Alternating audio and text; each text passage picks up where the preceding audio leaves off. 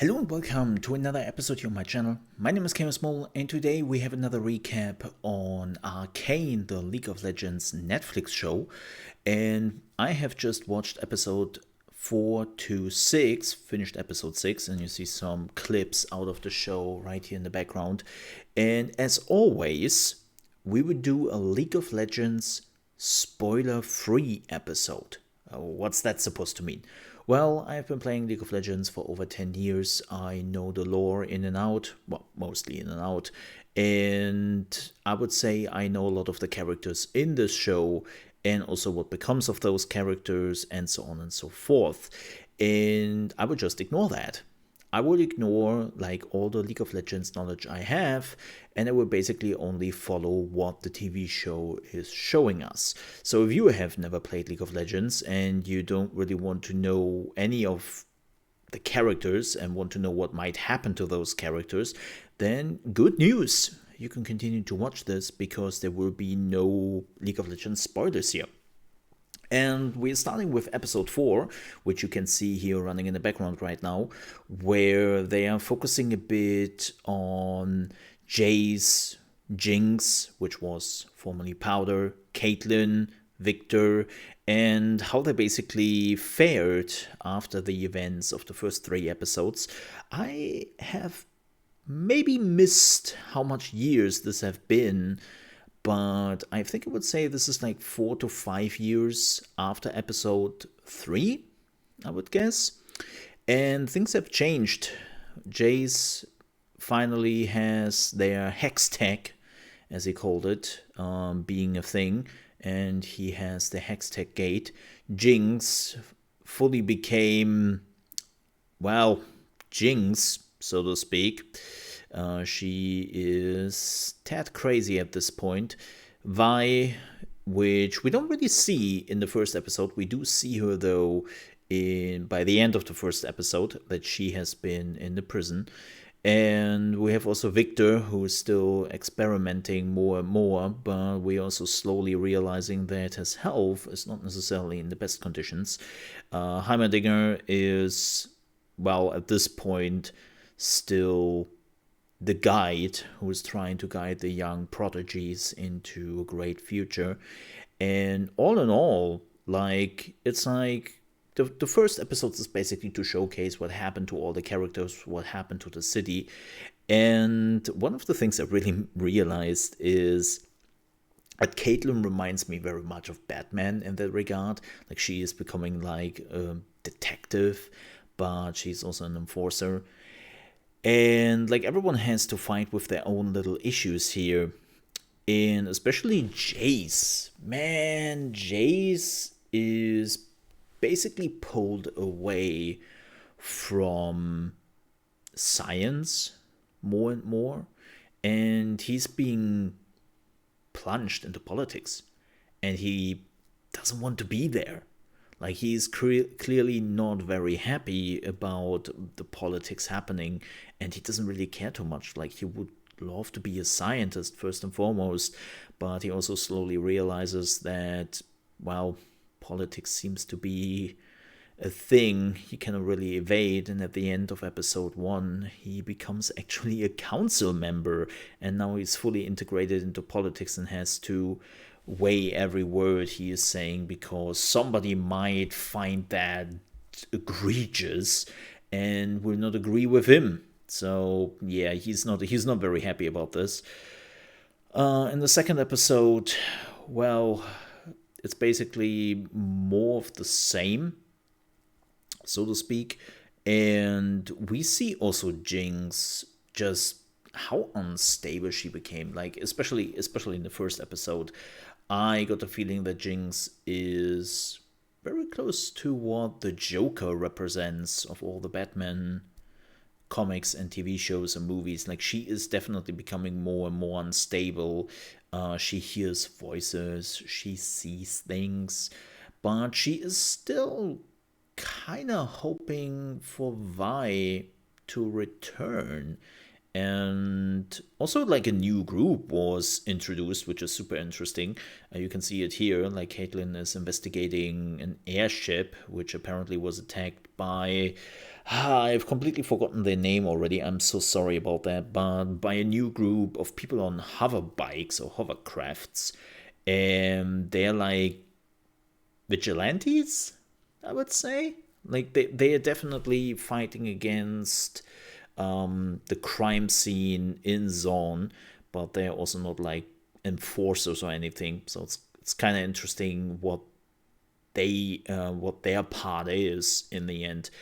And they introduced some characters here and there, but most of the time it was more like a hey, let's see what happened to the character. Also, a very important part in all of those episodes is that basically Jace and Victor developed Hextech 2.0. So they finally managed to condense the power of Hextech in, well, the size of a marble.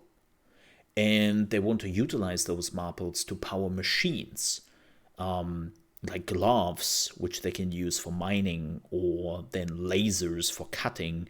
And especially Heimerdinger is very much aware of what this could lead to, especially when his pet nearly got evaporated by a laser. And, well, that pet was not very happy about that. So, yeah, Heimerdinger is very much aware what that could mean, like the benefits it can definitely bring to the city and to the people, but also the danger this could mean. Like we already see a little bit of like technology basically being abused, not just by Zorn, but also by Piltover to, well, power weapons. And he's definitely afraid of that. But there was like that marble, which is like Hextech in marble form, is definitely one of the big parts of those 3 episodes. Like it always comes up over and over again.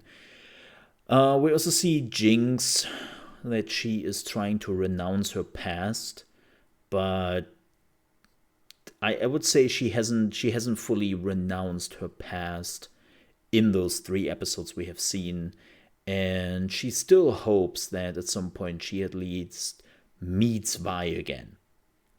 Like she doesn't know to which end, but in the latest episode, in episode 6, we basically see that she is super happy to see her again, but she's already so unstable that, well, they it seems like they will not really fix their relationship, and she gave up on Vi more than Vi gave up on Jinx.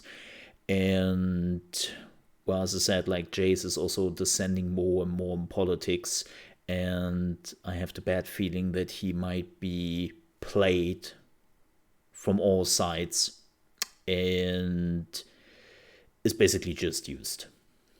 Well, Victor, on the other hand, feels like he is, well, I first believed in the first like episode and a little bit in the second episode that Victor doesn't get the spotlight he thinks he deserves. That was what I first thought would be the angle here, that Jace is getting like all the spotlight and he is just left behind. He's not getting the acknowledgement like the other characters. But then we unfortunately find out that Victor is dying, like literally dying. Like he has only like a few weeks or so to live because his condition just worsened. He has since he is a kid, and, well, he's then descending into fixing his life conditions through Hextech. And he is working on a Hextech core, which might prolong his life, which might save him. But especially Heimerdinger has some deep, deep issues with that Hextech core. And he even says that other civilizations which came before them had something similar going on. Not a Hextech core necessarily, but something which is similar to to the core, and that this core could be the beginning of the destruction of that civilization, and it has to be destroyed. And of course, neither Jace nor Victor are supporting that view. Like they're definitely not on board. And it goes so far that Jace is ousting Heimerdinger, which is really tough scene to see, like the pupil ousting the mentor because he could be in the way of saving his friend, even though he makes some compelling arguments on why that Hextech core could be a danger to all the people in the city, Zorn and Piltor. And yeah, it's tough. They also showcase a little bit more of Zorn and Piltor, like how those cities are basically two parts of the same coin. And I'm kind of curious how that plays out. But so far, the animations have been absolutely amazing again. The voice acting was fitting, the music was just spot on all the time. Like, I was not sure if they can keep up the quality. They've basically started with episode 1, 2, and 3, but 4, 5, and 6, I would say they even like topped that because there were much more action scenes in episodes 4 to 6. There was so much more action going on, and they still managed to keep those animations just spot on. The same goes with the voice acting. Like, it's just phenomenal, and it's really, really good. So, all in all, I'm kind of curious. They ended episode 6 on a cliffhanger, which I'm kind of curious how this plays. I was especially, I thought it really interesting to see Caitlyn and Vi working together. Like, they got introduced to each other, then they're starting to work with each other, and they reminded me a bit of like Batman and Robin, right? Like how they're working together, even though in this case Caitlyn is more the brain and Vi is the muscle. So that was still pretty cool to watch how they work that out together, and I'm curious to see what happens next.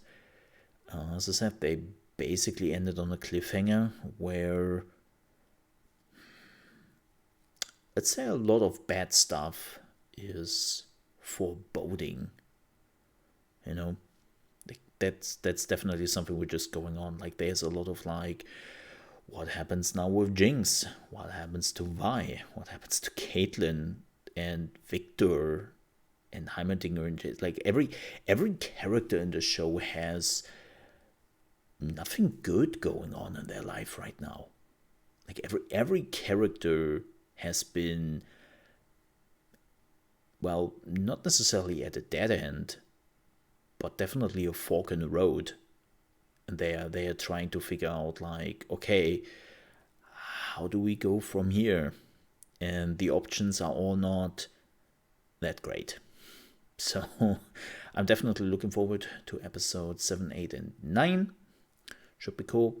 We will see when I release those again.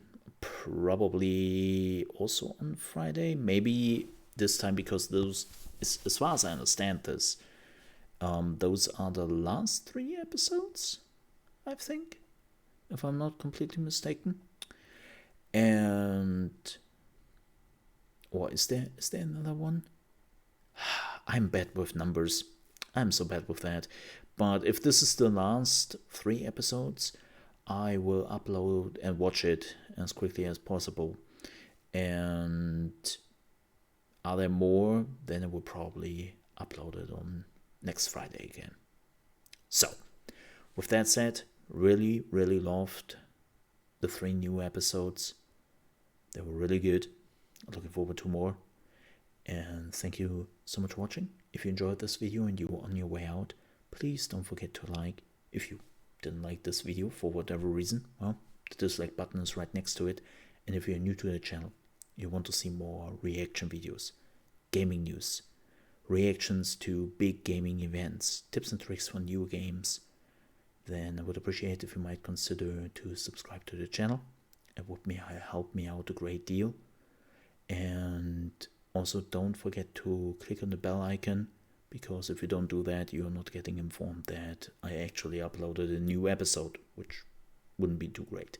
Also, if you ever want to catch me live, you can actually do that from Monday to Friday, starting at 9 a.m. ET, which is 2 p.m. UK time and 3 p.m. Central European time, over at trovo.live/ChaosMole. Thank you so much for watching. Stay safe, and I'll see you next time.